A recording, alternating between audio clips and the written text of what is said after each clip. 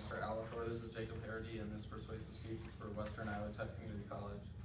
Hello audience, today I will discuss the government and how they pose a threat to individual rights.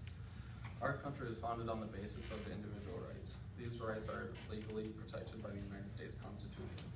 Citizens of the United States are especially guaranteed these rights. Although our country is being internationally criticized for its denial and violation of an assortment of human rights. This includes invading the privacy of citizens through surveillance programs, incarceration of citizens for profit, police brutality, crackdowns on peaceful protests, institutional racism, the mistreatment of prisoners and the juvenile in the prison system, and many more. Freedoms such as smoking, abortion, and same-sex marriage are a huge controversial debate deciding whether they should be permitted. I don't believe the government should be able to prohibit these freedoms. The government is a major threat to individual rights. The major points that I wanted to discuss are the basic rights of human nature and smokers being targeted. John Locke once said, "Every man has a property in his own person. This nobody has any right to but himself. The labor of his body, the work of his hands, we may say, are properly his." According to the Western Culture Knowledge Center, individuality is one of humanity's most crucial means of survival. With individuality comes reason. Reason comes with the capability of an individual to make decisions based on their own judgment. With reason comes with the capability of an individual to act according to his or her own judgment without another individual forcibly stopping or preventing this person from doing so. Due to this, human nature depends on individual rights. According to the professional speaker, executive director, and the creator and owner of the website Rebirth of Reason, Joseph Rollins believes individual rights are arbitrary or are not arbitrary or negotiable. They are requirements in order to live in a functioning society. The right to life states that you own your own body and what you choose to do with it is completely your choice.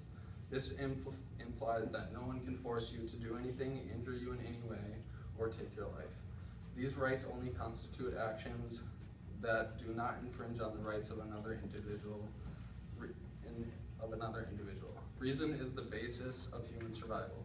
This allows an individual to act according to his or her own judgment without the interference of another individual.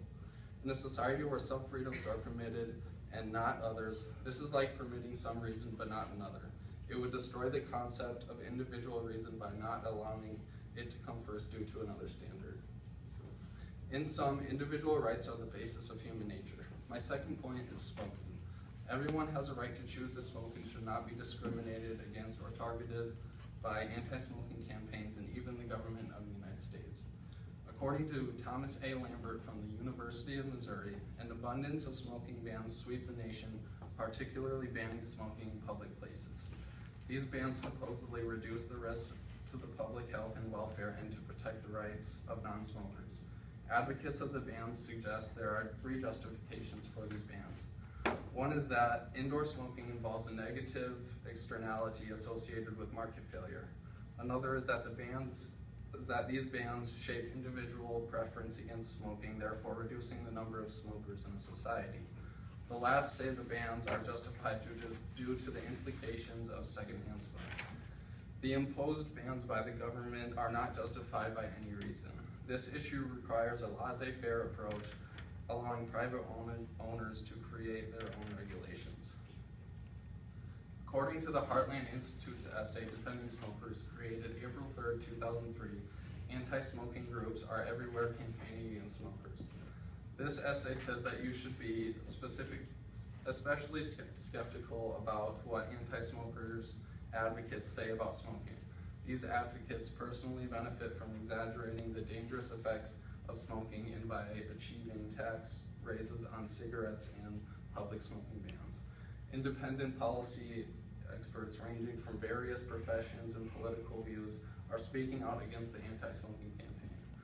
They claim that smokers already pay ridiculously high taxes that aren't imposed on the rest of society.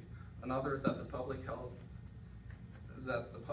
campaign that demonizes smokers is based on junk science, and smoking bans hurt small businesses and are violating private property rights.